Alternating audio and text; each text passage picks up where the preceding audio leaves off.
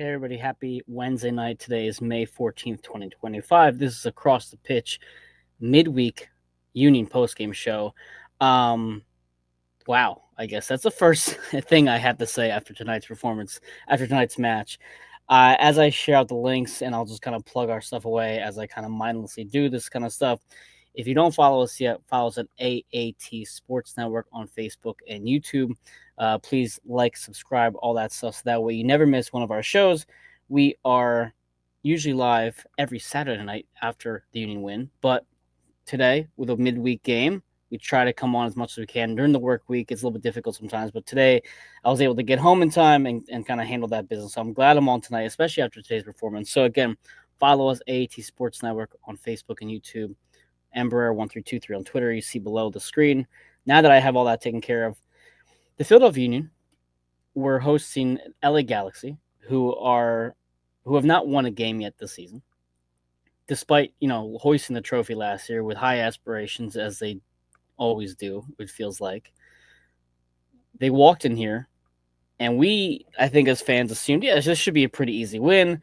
We'll take the W and then go down to Atlanta and handle business down there. And then Miami's the following week after. And then we got the Pittsburgh Riverhounds. So we got, LA Galaxy. We can just kind of walk over them, right? That's what's going to happen. Well, the Philadelphia Union looked terrible to start the game. Absolutely awful. And as Philly Rovers mentions here, we're playing a team that now has 13 games without a win. In the first half, I was texting our good friend Valerie, and I said at halftime, I'm agitated. I think that's probably a nice way to put it. I think a lot of people had harsher words to say after that first 4 minutes. But before I get too far ahead of myself, I have a lot of notes I wrote down, so we're going to get into everything in just 1 second. I'm going to go through the comments and welcome all our faithful listeners and viewers. Michael joins us tonight. Wow, what a comeback dub. Kyle says, leaving game now, incredible comeback. Valerie says, whatever Bradley said at the half, he needs to say at every game. And also, for those of you who watched at home, or maybe you saw the field, Carnell had huddled the guys together on the field as well and had a conversation with them. So we've seen Bradley, or we've seen the team come out of the half pretty strong already this season. It's clear that Bradley and this locker room have a way of just kind of like amping themselves up when they need to. So again, going through the comments, Evan joins us tonight, says Galaxy do have a very mediocre club. Their depth is way worse than ours, regardless of Peck and Pancil not playing, and Ricky Puig as well is of course out. No one poses a real threat in that team. I mean, you had 3 of their better players out, and it didn't look like it in that first 4 or 5 minutes. But again, we're going to get to that in a few minutes. Proves his worth again, Valerie. Yes, I agree 100%. Dan Herman joins us. I have no idea what I just saw. Philly Rovers live, live, live. Kyle says, I can't believe we just pulled that off. Hoagie says, listen in with a single AirPod at Larimer. Thanks for joining us, Hoagie. Enjoy a drink at Larimer. Definitely a much needed one. Joe Oblick joins us. Yo, look, people are just flooding the comments. You know what's funny? The best shows are the ones where it's after a crazy win, and also the best shows are the ones after a crazy loss. And this could have gone both ways tonight. It could have been people flooding the comments absolutely heated because how the hell could we lose this game? And instead we get to quite the opposite. It's a good positive vibe. And I'm joined, finally, Jose Nunez has joined me this evening. Jose, I'm still filling the comments. People are very, very excited tonight. We'll cut to you in a second as I have a lot to talk about. Again, Philly Rover says curtain to LA is swirling. Mandy says, raise your hand if you think this game gave you an ulcer. I probably have about 10 of them now. Eric joins us. The always pessimistic Eric joins us. That was a game that very few other versions of the Union will come back and win. Gritty, considering the way the first half went. Absolutely agree, Eric. Ua made up for Saturday. Absolutely as well. Survived the trap. Flooding the comments. I appreciate it. Let's get to the conversation. Jose, what are your thoughts? What a game, right? A tale of two halves, right? Where Philadelphia goes, and I think it's safe to maybe describe it as kind of shitting the bed, right? They had the idea should have been to come out the way that they did the second half, the first half, and just bury them in the first half, give them no hope, give them no real feel of ever having the ability to come back. But instead, they went ahead and had to wait for Bradley Cornell's pep talk at halftime, whatever that was. And I think he in the press conference alluded to, at the start of the game, sort of having this game plan of at the 45-minute mark start making some of these substitutions. But the guys, if I understood him correctly, asked for 10 more minutes here, 10 more minutes there, right? To maybe make up for the mess that the game became. So I I try to be not partial in a lot of this. Obviously, I am as optimistic as the next person about this team, but this is one of those victories for Philadelphia that you kind of have to feel very happy and proud for them, right? That they finally dug deep and pulled one out where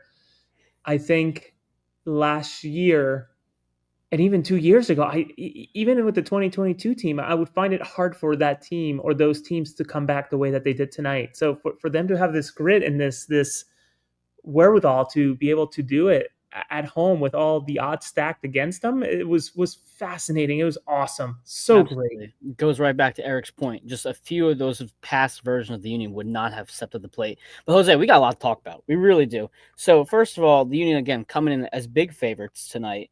Of course, welcoming back Lord Helmet, John McCarthy, two-time MLS Cup winner. So like you already had some hype with him being back there.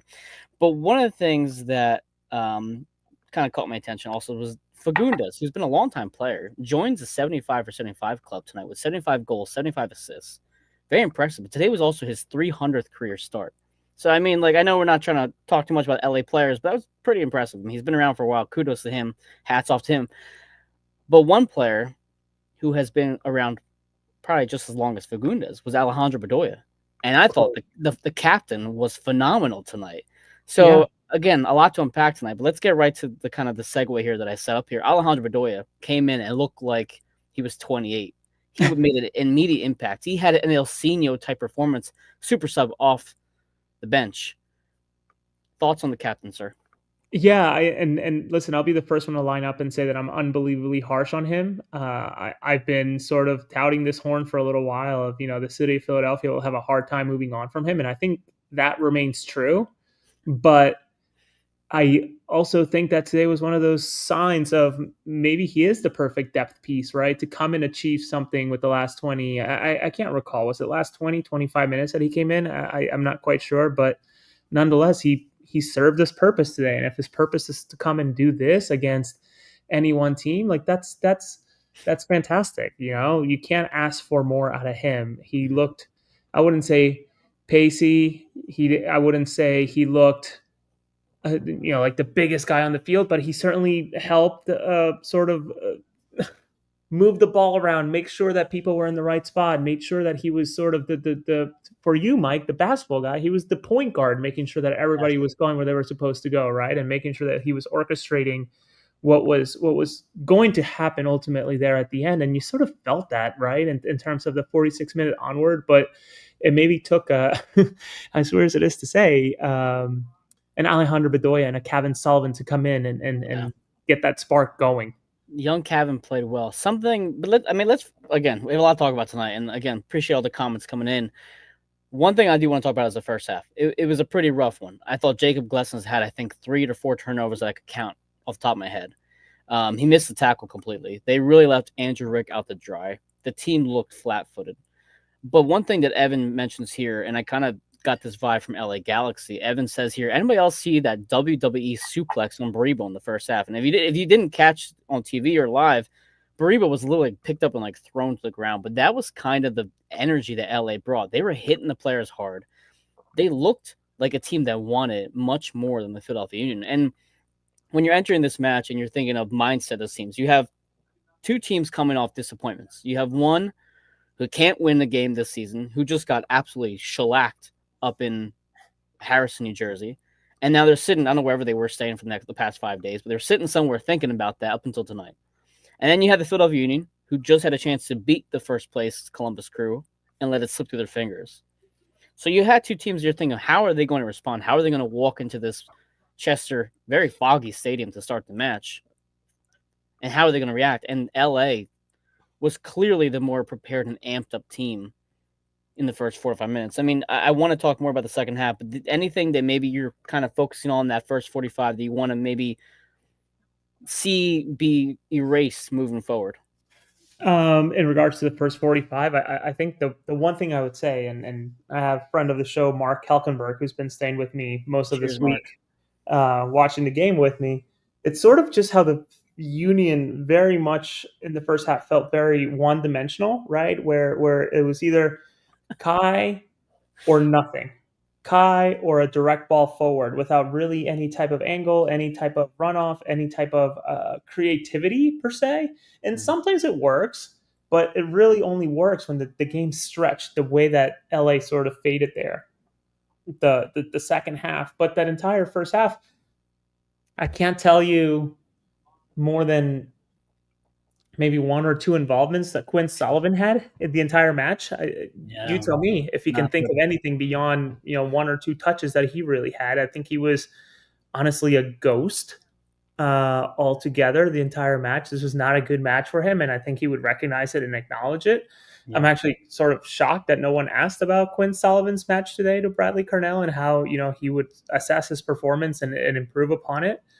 But nonetheless, to I guess go back and answer your question, and sorry for rambling on. It Go felt ahead. very one dimensional. Where this second Yes. half, the Galaxy very much ran out of energy, right? And you sort of felt like the Union were getting there too, with having had that fast start the second half, but ultimately they pulled it off and they dug themselves this hole that was. I'm still in awe that they were able to pull it out, man. So was I. I mean, again, it was something that we've talked about from a concern standpoint with this club. Are they playing down to their opponents? Are they getting fortunate? We've said yes a few times, and we've said, it doesn't matter. They're still winning these games. They're still winning 3-0 at the end of the day. They're still pulling off a 2-1 draw in Montreal, a place we haven't been able to play well in recently. Somebody's soccer just goes that way. And Yeah. I'm hoping that this doesn't become a trend against tougher opponents. Like I said, against Miami, at Dallas, which is another difficult place to play, at Columbus, where we fell asleep on 2 occasions. So I'm not going to try to ruin the night tonight. The mood's good. So let's talk about the second half. And interesting enough that something I post on Twitter. For those of you who don't follow me on Twitter, at the halftime, I thought to myself, you know what this game reminds me of? That Julian Carranza goal against NYCFC at home, where he came out in the first 5 minutes and absolutely blasted a goal off a set piece to make it 2-1. Now the Union lose that night, but coincidentally enough, that was May 15th, 2024, also a Wednesday, that the Union were down 2-0 at home. And then you come in and you have Nathan Harriel and Ty Baribo filling that role that Carranza did last year, but this time the Union tie it up and eventually pull out the win. But let's talk about the first goal and the buildup for that. Can you get your thoughts on that first goal For Philadelphia. for Philadelphia? Yes, Gosh, I'm trying to. Who scored it again? It was Ariel. It was off Glesson's head for the corner yes, kick. Yep. yes. I honestly don't remember much of the buildup. All I remember is that they were very fortunate to get that corner kick there, and that's probably the tale of the entire game, to be completely honest with you. But what a fortunate deflection there from Harriel to sneak that past Jack McCarthy. Which, by the way, Jack McCarthy, very much a homecoming since LA was practicing at LaSalle this week, not at the Union's facility. So Jack Mack got to practice where he's a Hall of Famer. But good on the Union to take advantage of that set piece. In fact, I think I had searched prior to the second half how many set piece goals the Union had scored all season, and so far they're 25 now.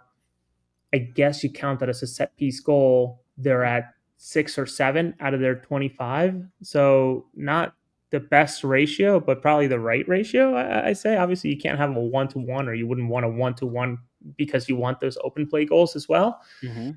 But just sort of, I guess, in a way, shocked that was, if it wasn't for the deflection, that goal is being saved easily.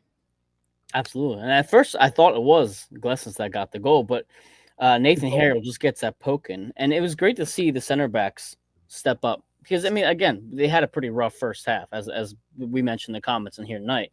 So to see them kind of set the tone and get the Union on the board right away was great for their confidence and for Harriel as well, just because considering he has been in a different position he is normally in. So fast forward, not even 3 minutes later, you have Danley Jean-Jacques coming to the left-hand side and Ty Baribo gets his 9th goal of the season. He will have 10 by then tonight. And there's Mark Kalkenberg. How you doing, Mark? The lead up for Danley's goal, or Danley's assist to Ty Baribo. What were your thoughts on that, guys? Mark, I'll go with you first. Sorry, are we on mute still? No, you're good. All right, No, you're good. You're gonna have to repeat that question because I was fixated on the mute situation. Because your thoughts on it's okay. Your thoughts on Ty Baribo's 9th goal of the season and the 2nd goal for the Philadelphia Union tonight. I mean, it's just crazy how many times like everyone knows on the scouting reports like he's gonna be that guy in the box.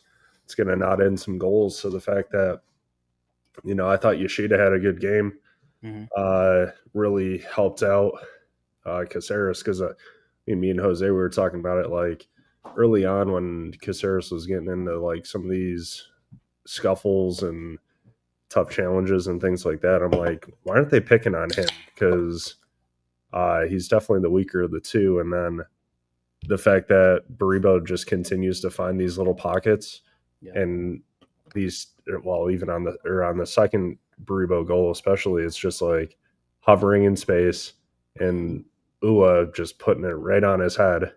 And we just see it time and time again. It's pretty awesome. But I was asking Jose if I could pop on for a sec because one of the big takeaways I think out of this game especially is just the fact that like I've still yet to see the Union play at their highest potential this year. And everyone can say like, oh, it's a winless team and everything, but game to game, it's just hard to win in this league. And the fact that they can pull out that type of win, especially coming off of the last game, to get those 3 points and still contend for the top of the East, while also not even playing their best games. Because, I mean, we were talking about it the whole time, like really early on, the decision-making of like where they were moving the ball just kind of didn't make sense. Like, I mean, you're seeing open players all around and they just commit too much into the pressure. And that just kind of, again, like for the one LA Galaxy goal where Danley's dribbling into like 3 defenders. And it's like, we have to be options for the guy on the ball. And I think a lot of times in the beginning, we were just not giving options to whoever was on the ball. And it just created a lot of headaches. And once we move the ball more effectively throughout the rest of the season, hopefully they can learn a lot from this game. Again, we just haven't seen the best out of them yet, which is a nice thing sitting in the position we are leading into, the second season basically, which will be the playoffs. But I think we got a comment there. So here's a point. I kind of want to piggyback off this because this has been a topic we've been talking about a lot. I think, Jose, especially with you and on our last show, Eric says, I disagree. I think we've seen their potential, especially after the last game. It's high, but as discussed, it requires everyone playing at peak levels, which is hard to do. So the one topic that's been discussed a lot lately was obviously Ben Bender gets brought over from Charlotte. But this defense has been inconsistent. We saw mistakes again tonight. To your point, Mark, yeah, they're still right up there, right? Almost near the first place of the Eastern Conference. This team has shown the potential they can get to that point. But now to keep themselves up there might require an addition for this club. I think what fans are looking for now is probably a reliable center back. I mean, would you agree this club may benefit most from that, or are you thinking about another position on the field? Well, you'd have to expect at least 2 moves to be made this summer. They're giving a good trial run to Indy to try to get him to, or just see what his potential could be within this system again. But so I'd expect a 10, and then with the injury to Jan, I'd say obviously you're going to get a center back as well. But I think the point that I was making as well is obviously we've seen like even in tonight's game, there's passages of play that are amazing, but from end to end, because like even I get on like Wagner for just there's plenty of instances now where, like, especially on transition, just jogging. Like, Yeah. that first goal, it's like you had enough time to get goal side of that, dude. So it's just like those little things that, you see the great passages of play, but, I'm hoping they can combine it all together towards the end of the season and with the new pieces and everything like that. So, well, they don't have a long wait to get themselves back on track. I mean, they have to travel to Atlanta, and then they have the Open Cup game next week, and then they have Miami at home the following Saturday. So one thing that people have mentioned in the comments briefly, and I'm starting to kind of agree with this as well, or at least be concerned by it, maybe. Bruno Damiani was, again, not able to find the back of the net. I think it's clear Ty is kind of getting back into form. I mean, he had 2 goals today. He had 1 goal against Columbus, and he had a goal against Atlanta. So he's gotten back on the scoreboard. Uhre, I think, has been the best one of the 3, personally. Jose, maybe a question for you was what do you see from Damiani tonight, and are you a little concerned at all with either him starting or how he's performing? Just I don't know that I'm as concerned as I'm not that concerned. Like, yes, would it be nice for him to be scoring goals in bunches? Absolutely. That's what you want your striker to do. But I think what Damiani does so well, and it continues to go over people's heads. I'm not saying just you, Mike, or you specifically. Like, I think a lot of people don't realize this. I posted a clip in the first half where, like, this is peak Bruno Damiani, where he gets the ball in the corner. He has the wherewithal in his brain to realize, oh, I'm in such a disadvantage that even if I turn in towards goal, I'm going to lose the ball. If I turn outside towards the sideline, I'm going to be stuck with the ball and not being able to do anything, and maybe I'll get a throw in. So instead, he uses his massive body to pick up a free kick, and that's where Quinn Sullivan went ahead and had that shot on net, and there was a chance.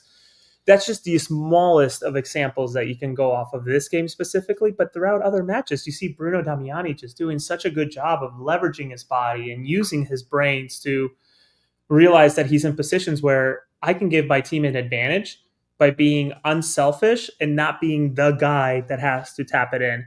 His goals are going to come in. That's without a shadow of a doubt. It's just, can people realize and recognize the work rate that he's on and what he provides outside of, tapping the ball in, which is ultimately what he's going to do. He's not going to score many, if any, from outside the 18. I mean, gosh, I looked at the goal shot for Baribo this year. I don't think that there's any goals this year, and he's leading the Golden Boot race that are actually from outside the 18. Didn't he have the one in Orlando from outside the 18? Nope, that was a tap in from Kai, the near post. Gosh, I at this point I forget. I do feel like he might be getting some of that Uhre treatment that Michael has gotten over the years. But Mika. Mika. The difference this year, though, is I think Uhre has been the best of the 3. I mean, I know Ty's scoring. I get it. But he started the year so strong, and then he cooled off for a long stretch of time, and now he's finally getting back on the heater. So, you want to add something to that? I think you and I and Mark, if he's pledging his allegiance to the Union in a way, at least for tonight, like always, fans, anybody watching and listening and commenting would bite their arm off for Bruno Damiani to save all of his goals from here on out to the U.S. Open Cup. Right? Yeah, absolutely. Right. So, when you have this trident of strikers like you did in 2022, right? You remember the Carranza, Uhre, and I guess Gastag in a way, just being the 3 guys. Those 3 were never always hot at the same time. No. One of them was taking the lead, and there was a second fiddle and a third fiddle, but they were interchanging back and forth, whether it was MLS play, whether it was Leagues Cup, whether it was CONCACAF Champions Cup. Mm-hmm. All of them were just flexing at different times and continuing to push the team forward. I think that the Union are seeing a lot of that. I'm getting a lot of vibes of that from almost like a 2022 sort of ensemble of, okay, right now it's Uhre's time, or early on in the season. And yes, we're only through already a third onwards, but early on it was Baribo. Now it's Uhre's turn. I'm sure Damiani's time will come. And again, if I'm Bradley Cornell, I'm saying, that's okay. Bruno, you're doing fine. If he can put from here on out for the U.S. Open Cup, because it's 3 or 4 games until a final. If he could put 5 goals in 4 games of U.S. Open Cup play, he would be fucking thrilled. As would Bruno. So Lord of Olympia brings up a point here that I think actually might be getting overlooked too. I think Berebel's dry spell coincided with Wagner's injury Of period, course.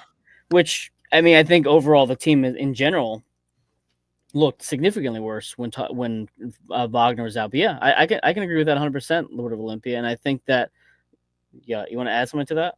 I was going to say Mark? Mark brought up a really good point. Out of Yeah. the 3 losses that the Union have this year, Yeah. came against top 5 opponents. Well, one top 10, the other 2 are top 5. Nashville, Yeah. New York City, Mm-hmm. and who's the third? Miami. How can I forget about Miami? Those are teams you should be okay losing to, hypothetically. And the New York City one was a weird one because it was in their makeshift Yeah. Timu field with, a weird play where Andrew Rick didn't make up his mind till the last second, and whether he should have gone out or not gone out, it's a bit of a coin flip. But nonetheless, and the Union sold Daniel Gastag. Again, if if you take the context of what the season was supposed to be like, Right. this is an unbelievable I mean, turn of it's events. again. I think you were optimistic. I think out of everybody that I know, out of all I the know media ball. members, you know, I know the media members we know, even people like regular fans, whatever. No one was as optimistic as you were, in my opinion, and an educated optimism. Of But course. even you probably didn't expect it to be this high.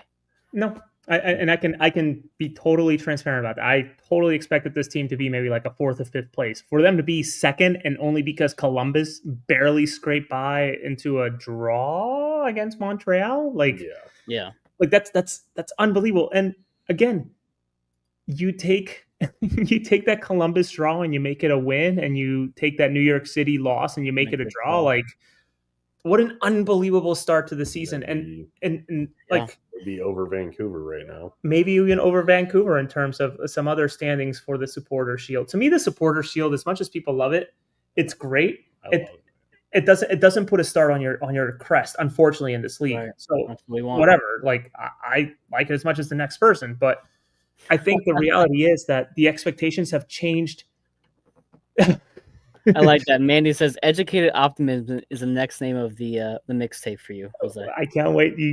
I've probably talked into this microphone or other microphones so many times that AI could put together a Biggie Smalls kind of album of just my nonsense. But to go back to the point, Mike, again, we spoke about it. I'm sure I'm going to talk about it with Todd tomorrow morning. But that's a very good one. The Frank Vazella question. I'll bring that up in a second after these couple things here. But go ahead. It's again, if you add the context of everything that happened between January pre Jack McGlynn departing to where the Union are now post Gastag, fans would be biting both of their arms off for the type of season that the Union have had so far. I couldn't agree more. And now a couple of things on UA, and then I'll shoot to Frank's comment, which I think is actually kind of ties in with the substitutions tonight as well. So Frank shows some displeasure with UA with holding up in possession, loses the ball too easily. And then Michael mentions here, UA missed another sitter, but glad he made up for it. This is the second game in a row where UA has missed a pretty wide open shot at net. But I think also forwards are going to have those mistakes. And we saw Carranza miss how many sitters last year, the year before that, right? He had the one in Colorado, I think it was just wide open. I forget right now, but they're all going to have these moments, or they're going to go through cold spells, as you mentioned, Jose. No one's ever, all three of them aren't on at the same exact time. But in terms of what Michael has provided, I think the assists are great because he's not just trying to find the net. He's really doing a great job at finding his teammates. And what he did in that box, I mean, credit to Cavan to getting the ball back in the box. Credit to Alejandro Bedoya for doing his patented header, kind of flick into the box as he's always done for so many years. But Uad was phenomenal on the ball in that moment. And the chip was absolute perfection. Mike. Yes. Uad is tied 5th in MLS goals for the Philadelphia Union. You know who he's tied with? Carranza. Of course. Where do you stack Carranza? One of the better strikers of So again, this is where it gets. I think it gets lost because these And Mark and I spoke about it when we saw it, right? There were a couple of times here in this match where Ua did take a third touch when in reality it should have been a settle and a shot. Not a settle, touch, shot. But the reality is that he is the fifth most prolific scorer in this team. And I acknowledge that the team's only 16 years old at this point. Right. Nonetheless, Julian Carranza was an incredible striker, and no one ever really questioned him as much as they do Ua. Just putting it out there. No, and I agree. And Carranza went through some pretty dry spells too. I mean, I think in the 2022 season, he went like a month and a half without scoring or something along those lines. But let's talk about Frank's comment because I think it's a great question. Frank says, question, what would Curtin be doing with this team? Would there be the success? And Mark, I almost shoot it to you because I want to hear your thoughts on this. But just to kind of as like a foundation for this conversation. Carnell's substitutions tonight were Makanya for Westfield, Sullivan for Vasilev, Bedoya for Sullivan, and Ua for Damiani. So, thoughts on the subs and thoughts on this question. How would Curtin be doing with this roster? I mean, I'd have to leave it to you guys, but I think one of the biggest starting points to answer that question is like, well, what does Frankie Westfield do? Would he have been trusted enough to be there? But because, like, I mean, talk about one of the best young players or best rookies. You know, he'd have to be up there if he keeps playing the way he is, he'd have to be up there for kind of that like newcomer over the year or whatever they call it. So, I mean, having that belief in that such a young guy, and then reviving center back that our dear friend wasn't too keen on. Kind of reviving his career, and it's crazy because he is still so young. Yeah. But getting the most out of a lot of guys that would have either been having to go play for Penn State or still be lingering around Union too. Then I still think that there's a lot of everyone knows that I love Lukic and Danley, but I mean there's even still work that those guys need to do together to even see what they're like. Danley, and they were saying it on the broadcast, like the fact that what he's doing in the box-to-box role is in some of the runs he'll make, like through the gaps, like internally, and then overlapping on the outside as well. It's just him having that freedom in there and having and again, I don't know how much of that is like from Carnell, but I mean, I'm not saying that I don't think Curtin was a good coach, but it would probably look different. There'd probably be a little bit different stretches of games. I don't know what the mentality was like towards the end of last season or what the team talks were like, but you come out of halftime 2-0 down and you win 3-2. Something's being said in there that resonates. And we've seen these teams perform. I mean, this so far this season in the second half. Like they come out with a different type of spark to them. Yeah, most goals in MLS in the second half. I think they were just putting up there as well. So absolutely. So one thing, a couple of comments I think kind of hit your points as well as kind of add to it. Mandy says, I don't think we're seeing Frankie or Makanya at all. Mandy mentions here, even Danley John Jocks was getting limited minutes, and look at him flourishing now. Evan says here, Curtin said that Harriel was the best defender on the team. I don't think Westfield would have had his chances because Harriel would have been at right back. With center back injury, then probably would have been Mbaizo. And I think that right there in particular is very accurate. I think you would have seen a lot more of Olivier this season under Curtin. Yeah, and I think you see some of the passion back too, because like after the one tackle, like mid-game from Frankie, turns to the river end and just is like absolutely jacked up, like, or Bedoya is always doing that stuff too, even in like cameo roles or really. And I thought he played really great to help almost like run the show. Yeah, they needed more of those final balls from that position. So yeah, smart moves, even just using what's at his disposal on the bench, and really just going for it, because in like everyone's I don't think the attitude around the team appears like they're disgruntled about rotation or anything. Everyone knows that they're all going to eat at some point. So, like, keeping the forwards happy and, like, getting all the young guys in, getting some of the club legends in, and actually putting them in positions to succeed, and then also seeing that, it's like they aren't giving up. No, I mean, and to Sean's point here, before I bring up Evan's question, Frankie's Philly born, bred, and totally immersed in the Philly sports culture. He knows that fans and what the fans and teams want. There was a moment with Frankie where he's one-on-one with Fagundes on the left side, and he like just wins that battle.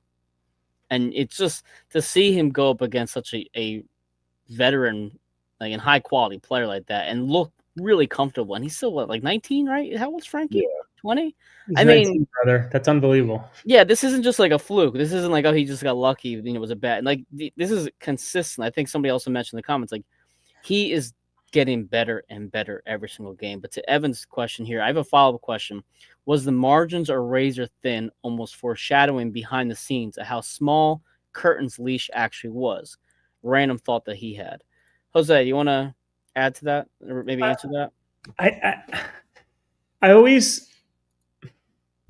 as I'm told from people around the club, is that, and I think this is normal for a lot of coaches, but, Curtin had his guys, and those guys were the ones that were coming in. His guys were the ones that were playing. And if you weren't one of his guys, you just probably weren't going to see the field. Because, I mean, think about that last year specifically, despite being as bad as the team was that year. I think it's fair to call it bad. I mean, if you don't make the playoffs, as Todd Lewis will tell you, right, 68% of the teams make the playoffs. And if you're a coach that's coaching a team that does not fit into that camp, you probably should lose your job.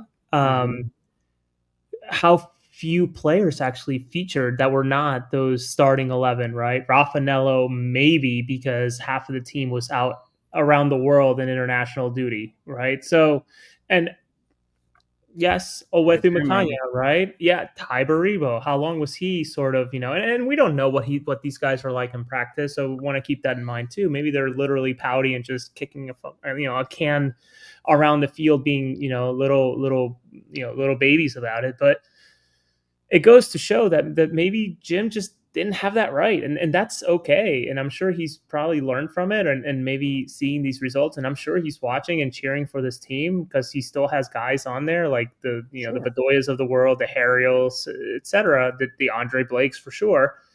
He's probably going to learn from it and grow as a coach. And that's what you want. But ultimately, while he was here, especially that last season, it's hard to think that he was willing or open enough to try some of these players that obviously have flourished to be.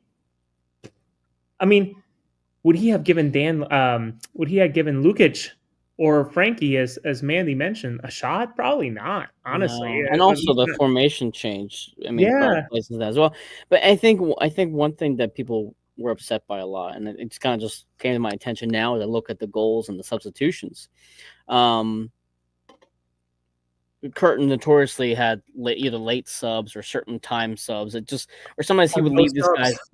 Or no subs, or he'd leave these guys out there too long. One thing I find interesting tonight, and I think Curtin would have done the opposite. The Union come into the second half. They score a goal in the 48th minute. They score a goal in the 50th minute.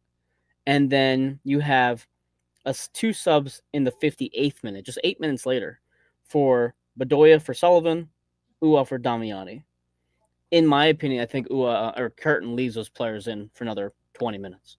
I don't think he makes that change. I think he's like, well, they just got 2 goals. Why am I switching anything up? Whereas I think Carnell evaluates what the team was at the 55th minute, whatever it was, and say, you know what? To your point, Jose, I thought Quinn Sullivan was so tonight. This game is now, momentum has shifted significantly in our direction. Let's bring that point guard on. Like you said, right? The little basketball reference there. Let's bring the point guard on to seal the deal. And I thought the Bedoya substitution tonight may have been one of his best subs of the whole season because of the immediate impact, the way he controlled the field, the way he settled down this team, because they could have easily given up that goal, a third goal right afterwards, because they got hyped up. They made the comeback and then they take their foot off the gas and then LA scores a goal. Instead, the team looked more dangerous and more attacking, and they didn't let off the gas until the final few seconds. And listen, I don't want to yeah. be overly harsh on Quinn Sullivan. I think No. it's absolutely true that he did not have a good game, but I also don't want to give an easy out to an Indy Vasiliev, who I think looked not great today too. It looked like he was aimlessly running. Some of his touches were just far off. Found himself in positions where he could have done more. Instead, he did less with it. It was just not everybody's going to have their best game. I totally acknowledge that, and believe me, I totally acknowledge I'm also 1/15th, 1/20th the player these guys are. I totally acknowledge that. But the reality is that like they sometimes put themselves in situations or play themselves into situations where they can't avoid the type of criticism that they deserve, right? So it's I'm just glad that this team was able to find outlets for them to, despite the lack of good performances from some of those key starters, to still pull through against a team that they should have and ultimately did defeat. I think it just shows growth and maturity. And I think to Sean's point, did Jim have the squad to rotate like Carnell does last year? He had Danley, but maybe a player that needs to develop more and get more used to the what happened? What's going on? Miami just scored 46 seconds into the game against San Jose. Of course. Maybe Curtin didn't have the luxury of having a slightly more mature Westfield and McConaughey, which he does this season, which Carnell does this season.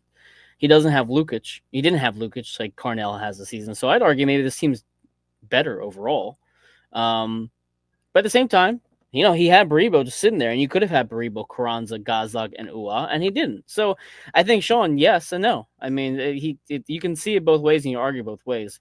Regardless of these hypotheticals that were thrown out there, Carnell has his team playing at a high level, but he also has them believe in themselves and the youth that he's injected in his team. And credit to Tanner for that too. I mean, even Danley and Lukic, they're not older players. They're like, what, in their mid-20s, early 20s? They're younger players.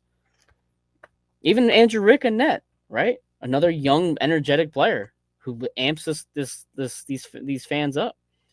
Well, I think also there's an aspect, without like naming names, but I mean, I don't really know exactly what if this might have been one of the issues with Curtin is, but it's a little different. I think with what I've heard around like Carnell is he knows, or it's more clear on what he's looking for or what the organization want out of each position. And like these guys, they're showing up to the training. They know what Carnell is asking of the players or what he demands on a daily basis. So when they're going out to find players, that's why you do get good mentality guys coming in like Lukic, who after his like first or second game, he's like gushing in the post game, being like, "I love this place.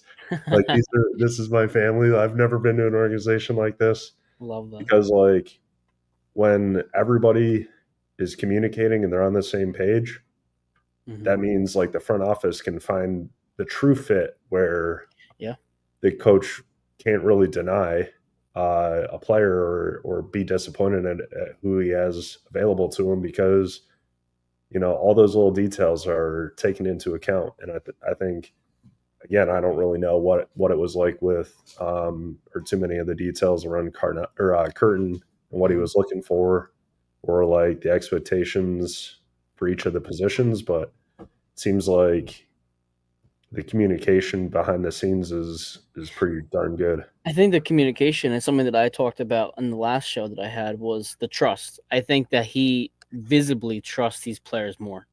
And whether it's like because they're just what he has and he has no choice to trust them, the players seem to be responding to that trust. Even Raffanello.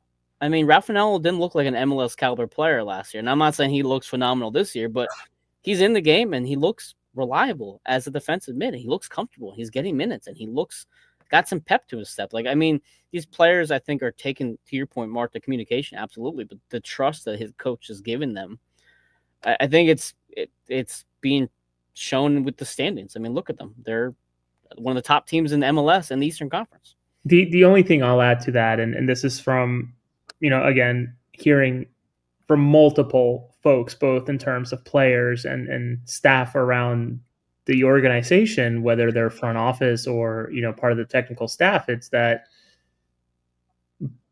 Bradley has gotten this entire group to buy in. Yeah. To buy in into the theory and the way that he wants to play, the way that Ernst wants to go on about this team. It seems like the buy-in is there, and ultimately being very pragmatic, listening, and then applying and tweaking things has been very, very good for him and for the club. So all that, again, to illustrate that, like, like as pessimistic as the fan base was into January, February, and then the season starts, like, maybe should have waited to cast judgment until the games. It's Negadelphia. Remember, it's Negadelphia. We always are negative no matter what. It is what it is. It's how we do things in this city. We can't help it. I mean, the amount of whiplash I'm getting from folks, not even like in the local beat because we're so few, but like even from the national folks, it's unbelievable the amount of whiplash. We're like, oh, this team's gonna be garbage, to, oh my gosh, like top of the league and top of the Golden Boot, Ty Baribo's gonna win it, this and that. It's like, man, if you guys actually knew what you were talking about versus parachuting in from time to time, it'd probably be helpful to your career. So it's exciting to watch. I think it's exciting to see, and ultimately, I think blowing. Let me just say, I mean, the Union are playing with house money right now. Oh yeah, 100%. It's unbelievable, right? What they're doing, and I think it's well deserved. And yeah, I don't expect it to change. Don't expect it to change. If it's working, it's going to keep on going. The one thing I will say, and I saw the comment floating around here in regards to Blake. Yeah. Yes. Third consecutive match without playing. It's unfortunate, especially for a goalkeeper of his level. I can't imagine, and this is not me breaking news or anything, I can't imagine that the Union go on and trot him out in Atlanta on turf. Oh, not on turf, no. So I would think that maybe his comeback is Miami at best. Maybe the U.S. Open Cup match. That even seems like it might be tough. I've had a cousin who had to get actually fluid removed from his knee, and it's genuinely, or it used to be, a needle that was like this long that they would go into your knee and just draw this nasty yellow pus fluid out of it. So didn't someone get their knee drained and like Curtin said, like, that's the most fluid I've ever seen? Wasn't Damian Lowe who got his knee drained like last year or the year before that? You're not lying. First and foremost, I don't remember if it was Damian Lowe, but I do remember him speaking about fluid being drained from somebody, and I'm pretty sure it was the knee. But yeah, no, it's not a comfortable thing. No. And if folks saw him walking around the concourse, that's great. But I still can't imagine that he travels to Atlanta to be tossed on turf. I think if you look, I don't know. That's the thing. I don't know if I trust Rick against Miami, and I don't know if I want to throw Andre Blake against Miami as his first game back. If he's good enough to go by Monday or Tuesday, put him against Pittsburgh and let him get that warm-up match in, and then have Miami after that. I don't want him to be cold on that. Because it's Atlanta, then Pittsburgh, and then Miami, right? Yes. Yeah, definitely not Atlanta. Do not put that man on turf whatsoever. Yeah, if you want to schedule a loss, if that's such a thing for Bradley Cornell, which I can't imagine it is, chalk up Atlanta as a scheduled loss and just go on and beat Pittsburgh without having to play 120 minutes. Man, says that'll be like a big thing to look out for, I guess, even like leading up to the summer. But I don't know if it was necessary. I can't imagine it was in the plans to be on the lookout for another goalkeeper. But I mean, obviously, Rick's been playing respectably. But if you are going to make a run in the postseason, then you should. It's hard to think like you're only technically one goalkeeper, since Semley is kind of like the major outcast. And I think that's actually a great point, Mark, in the sense that like we saw this team and the defense play poorly when Blake was out last season. Now, am I saying that the defensive mistakes this year are partially because of Andrew Ricks in that? No. But there is a different voice back there when you're comparing a 3-time MLS goalkeeper of the year and a 19-year-old. So, I mean, actually, that's one thing I didn't even think about. Maybe this team would benefit from a veteran goalkeeper in between the pipes. Yeah, because it goes in, I mean, if you're field level, you'd probably hear more about it than, on TV or anything like that. But, I mean, having an experienced goalkeeper just helps with the organization. And I mean, we're all soccer people. It just helps. Not saying any breaking news, but yeah, I mean, the roster kind of lends some difficulties with like international spots and stuff like that. So Yeah. And I know they can get creative, so might just be another thing that they have to look out for now. Yeah, I mean, to that point, it's whether Rick becomes the number one, whether Andre Blake actually finished out his contract. That's one question. I don't know. Nobody knows, right? But the reality is that even if Andrew Rick does come and take over full time, he needs competition. He can't just be, the number one at 19 in an MLS club, right? That's not reality. So you would hope that he goes on, or the club goes on to find him somebody to compete week in and week out. So I think Mandy mentions it at this point. Rick does kind of feel like a little bit of a veteran. Yes, he's still growing into his body. Again, he's only 19, so he probably hasn't reached his peak height and size whatsoever. But the goals that he has allowed, it's unfortunate because I don't know that outside of the New York City FC one, many of them, if any of them, are actually really like you can pin on him specifically. No, So I wouldn't pin the Columbus goals on him. Definitely not. I mean, that was clear defensive miscues. Or even tonight, honestly, where Glesnes goes to try to clear the ball through somebody's body, ends up failing at doing so, and then a guy gets a one-on-one. Like he can only save so many one-on-ones ultimately. So like it is what it is. But I think that to all the points we've made here just now, like I think goalkeeper is maybe something that the union and the scouting department sort of think about, whether it's summer or for next season. Exactly. Before we finish up, I mean, we're almost at an hour, so we'll kind of finish up on a little lighthearted note here. So Lord of Olympia mentions a few minutes ago, love the Zeds lid, Mike. Thanks. I love Zeds, like I mentioned the last show. I didn't wear any gear for that last time, so I wanted to make sure I put this on. But Jose, you finally gave me the stuff, and I know it's a big running joke for us. So Yes, to show people what he gave me, I got this Mazatlan scarf. Actually, Mike, you go ahead and display it. I'll tell the story. Mike had a stretch of a few weeks. I think at that point it was like 3 or 4 weeks of just like key matches he wasn't able to make, whether it was being with his kid, work, his kid. Yeah, it's very difficult. That I just kept on amassing these things because I was fortunate enough, and love you, my wife, love you, was willing to just be a great partner and let me go to these games and cover them. That I would call Mike and say, hey, like there's a Cruz Azul's in town. They're selling jerseys for dirt cheap. Pow. Genuine jerseys for $30. Like it's pretty fucking dope. I gotta admit. He wanted to get you one, and he's like, yeah. Well, you didn't even respond. I would just see the Venmo come through. It's like, yeah, like because I'm tied up with my kid and work. I'm like, just send the money. Yeah. So Mike finally got himself a Cruz Azul jersey, a Mazatlan scarf, and then just like the sweatshirt and mug that he's wearing now. So it's nice to finally get that out of my trunk. Little across the pitch mug, hoodie, if you can see that. I mean, we have all different types of gear now right there, just available for purchase. DM us if anything. But I just wanted to share that because that has been a long time running joke for us. So kind of finally show people what we've been talking about for so long. But to end the night on union related stuff, they had 9 shots on goal, 22 shot attempts, 12 corner kicks for the Philadelphia Union tonight. 12 corner kicks. But one thing that I'm really optimistic about is the offense. And I think somebody in the comments mentioned that, bring on Miami. They're giving up a lot of goals as much as they're scoring goals. So if you're looking at something to kind of lean on for this season, to your point, the energy, the youth, the way these kids are developing, the Philadelphia Union are scoring goals. And they're doing it in all different ways, whether it be set pieces, whether it be, headers, volleys, screamers from outside the box, whatever you want to call it. The Philadelphia Union are finding ways to put shots on target, which honestly, if you're talking about the comparison between Curtin and Carnell, how many times do we just say when we're watching games, just shoot the damn ball, just shoot the ball, and Curtin's teams just didn't shoot the ball.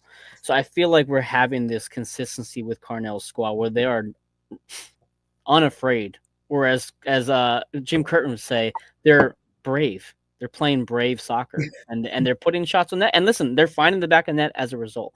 So we have a score update. It's San Jose 1-1 still with Miami, right? 15 minutes. Okay. 14 minutes in. It's unbelievable. Absolutely crazy game.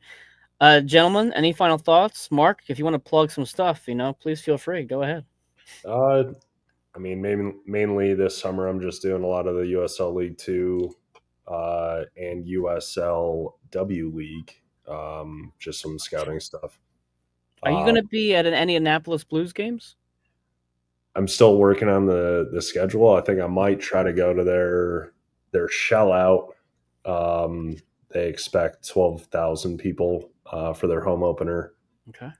Everyone knows I love the Annapolis Blues. Shout out Colin. Probably not watching this, but I work at the building right across the street from that stadium, so I'm going to be going to games this year. So I might run into you. You'll love it. Yeah, and then I don't know if it's a plug, but I don't know. Maybe this is like a decent spot to put it in, but I think with I know it's off topic, but with the Gazdag sell and no replacement to come in, I'm like, because this is kind of how I think anyway. I'm like, all right, why would someone do that? It's like pretty glaring that they should probably take a good replacement. And obviously Vassiliev came in, but well, you got to remember, it's basically 2 seasons within a season. Everything starts again when playoffs happen. Anybody can beat anybody. So it's like, all right, maybe Ernst has this master plan. Bring in a few guys over the summer. Don't give too many teams the opportunity to really understand how those guys fit in. And then once they're up to speed, the whole postseason takes off and we have kind of unknown weapons across the league. So I don't know if that was one of the factors, but I guess we'll see when the summer starts and if and when some of those guys come in and what trajectory the team goes on from there. But potentially something to look out for. I like the optimism, Mark. And I said, I'm always going to be optimistic. I do. I love it. And listen, like I said, if you end up going to Annapolis, please let me know because I'm there usually once a week, if not more. Yeah, so yeah, for sure. Love to catch a game. I'll be going to I think 2 games in June on Wednesdays because I'm usually there on Wednesdays. Yeah. For sure. Jose, plugs, anything that you'd like to throw out there, and then we can just wrap it up. The Union are in their. I'm reading this note here. Their best start to a season after 13 matches with 26 points. So that's a nice little record. First win over the LA Galaxy in over 12 years. That's another great record. Goal differential's at 12 right now, right? It's again, I think it's just second in the East for sure, and probably the league as well. They're behind Vancouver for goal differential. Or aren't they behind Cincinnati in the East? No, Cincinnati win tonight. Cincinnati won tonight, I thought. So they'll be in second place, I guess, over Columbus. They'll be in second place. I haven't checked any of the scores tonight. Yeah. You're saying go there first? Table. Oh, all right. Yeah. But all in all, just a fantastic start for this team. It's fun to follow it, whatever. I have priority match on Sunday, so no writing from me tonight, no writing from me on Saturday. The overlords at MLS want me to keep an eye on the Miami-Orlando Florida man battle. So probably expect something this weekend from me since there's only 2 matches. So I'm part of Sunday night soccer at 7 p.m. So keep an eye out for that. And I want to give Mandy, who is here, Mandy Kennedy, a huge shout out. Was kind enough to donate a good bunch of signed gear for a charity raffle that I'm going to run, much like I did the tickets, where people were asked to please donate to one of the 2 charities that I sort of choose. I'm going to add a third with CHOP Oncology, since it's something that we're working through now here with my oldest kid.